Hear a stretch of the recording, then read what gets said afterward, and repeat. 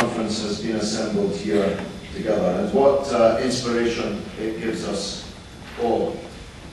Mr. Ben is my big brother. Once upon a time I said on a television program that, as my old father used to say, never wrestle with a chimney sweep because you don't come out clean.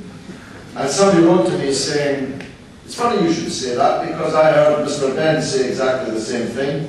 Is it possible that you and he have the same father? Or was it just common at the time? But you know, what he said here today is exactly the message that we must take away.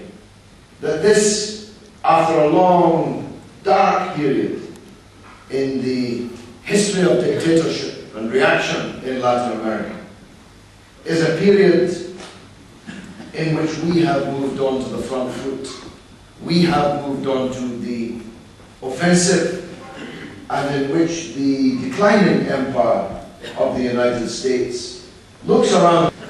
The judge offered him 3 minutes to make his case, but as you heard here today, 3 minutes of Leonard Weinglass is worth 300 hours of any other attorney I have ever had.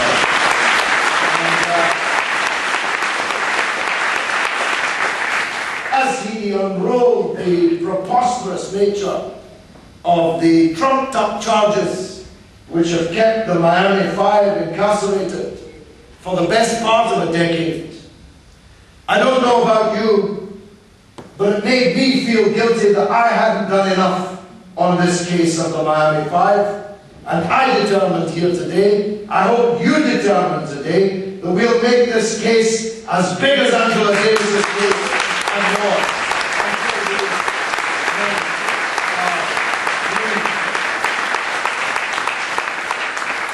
I was in Venezuela earlier this year. You can see why, more than any people, have put that ideal into practice. In southern Africa, where they left their blood and their bones and what little treasure they had to defeat apartheid and racism in South Africa. In the barrios of Venezuela, where they've sent their medical practitioners to rescue the health of some of the poorest people. In the mountains of Kashmir, in the poor plains and mountains of Bolivia.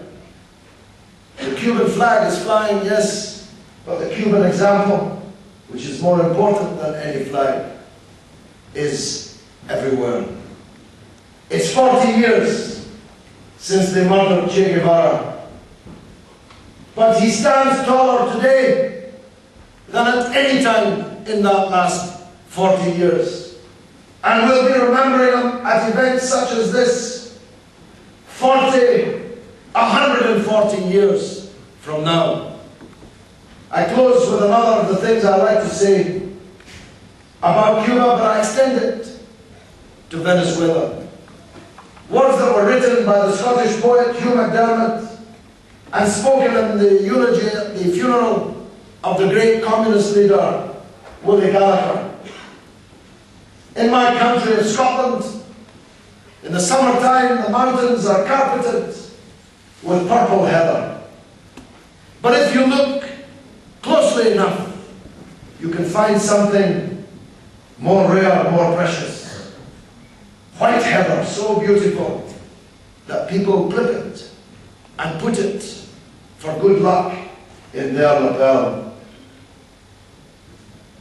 I see Cuba and the Bolivarian Revolution as that sprig of white heather in the future's lapel. The future of humanity is contained in the ideals and the practice of the Cuban and the Venezuelan revolutions. If every land was ruled by governments like Cuba and Venezuela, rather than governments like Mr. Blair's and Mr. Bush's, if the morality underlying these two revolutions of distributing wealth and power from the rich to the poor, of helping the poorer countries to develop and rescuing them when disaster envelops them. Another world would not just be possible, another world would already be here. Hasta la victoria siempre.